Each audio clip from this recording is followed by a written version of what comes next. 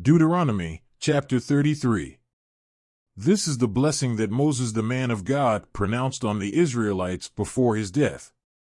He said, "The Lord came from Sinai, and dawned over them from Seir. He shone forth from Mount Paran. He came with myriads of holy ones. From the south, from his mountain slopes.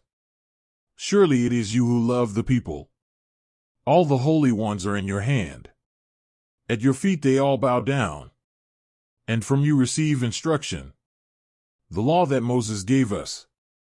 The possession of the assembly of Jacob. He was king over Jeshurun.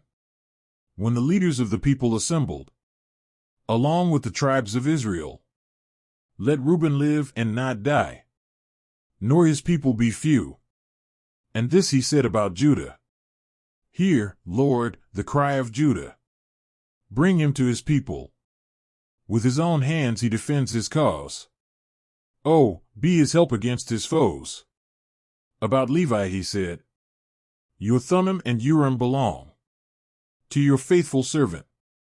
You tested him at Massah. You contended with him at the waters of Meribah. He said of his father and mother, I have no regard for them. He did not recognize his brothers, or acknowledge his own children. But he watched over your word, and guarded your covenant. He teaches your precepts to Jacob, and your law to Israel. He offers incense before you, and whole burnt offerings on your altar. Bless all his skills, Lord, and be pleased with the work of his hands. Strike down those who rise against him, his foes till they rise no more. About Benjamin he said, let the beloved of the Lord rest secure in him, for he shields him all day long, and the one the Lord loves rests between his shoulders. About Joseph he said, may the Lord bless his land, with the precious dew from heaven above, and with the deep waters that lie below, with the best the sun brings forth, and the finest the moon can yield, with the choicest gifts of the ancient mountains, and the fruitfulness of the everlasting hills, with the best gifts of the earth and its fullness, and the favor of him who dwelt in the burning bush. Let all these rest on the head of Joseph, on the brow of the prince among his brothers. In majesty he is like a firstborn bull. His horns are the horns of a wild ox. With them he will gore the nations, even those at the ends of the earth. Such are the 10,000s of Ephraim, such are the thousands of Manasseh. About Zebulun he said, rejoice, Zebulun, in your going out, and you, Issachar, in your tents. They will summon peoples to the mountain, and there offer the sacrifices of the righteous.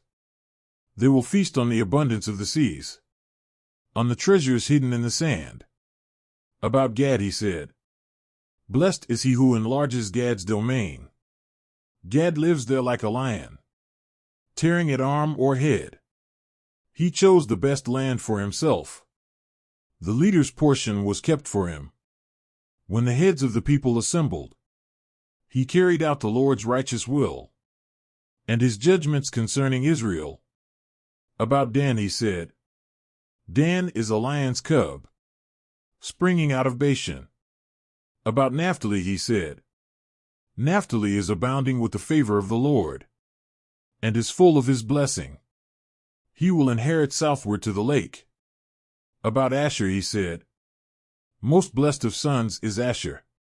Let him be favored by his brothers, and let him bathe his feet in oil. The bolts of your gates will be iron and bronze, and your strength will equal your days. There is no one like the God of Jeshurun, who rides across the heavens to help you, and on the clouds in his majesty. The eternal God is your refuge, and underneath are the everlasting arms. He will drive out your enemies before you, saying, destroy them. So Israel will live in safety. Jacob will dwell secure, in a land of grain and new wine, where the heavens drop dew. Blessed are you, Israel. Who is like you? A people saved by the Lord? He is your shield and helper, and your glorious sword.